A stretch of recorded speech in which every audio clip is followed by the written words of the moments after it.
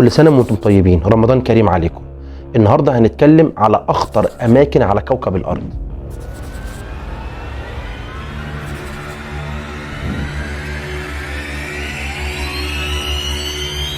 جزيرة اسمها جزيرة الأفاعي ومكانها في البرازيل، واسمها إيلا كيمادا، مش عارف أنا نطقتها صح ولا غلط، وبتبعد حوالي 23 كيلو متر من سواحل ساو باولو، وهي أخطر جزيرة في العالم لكثرة الأفاعي فيها لدرجة لا تعد ولا تحصى. وكانت الجزيرة زمان متصلة بالأرض، وبعد ارتفاع منسوب المية عن الأرض اتفصلت الجزيرة وبقت قطعة لوحدها. ومعنى اسم الجزيرة دي إيلادا كيمادا، وهو الإزالة والحرق، وده بسبب إن الحكومة حاولت كتير لحرق الأفاعي اللي موجودة على الجزيرة والتخلص منها، لكن جميع المحاولات للأسف فشلت. لما الحكومة فشلت راحت جاية مقررة بناء منارة كبيرة على الجزيرة علشان تحذر المراكب والسفن من الاقتراب من الجزيرة دي، ومنعت جميع الزيارات للجزيرة. وبتضم الجزيرة أكبر عدد من الأفاعي والثعابين اللي أكثر فتكا على مستوى العالم، وبيبلغ متوسط وجود الأفاعي على الجزيرة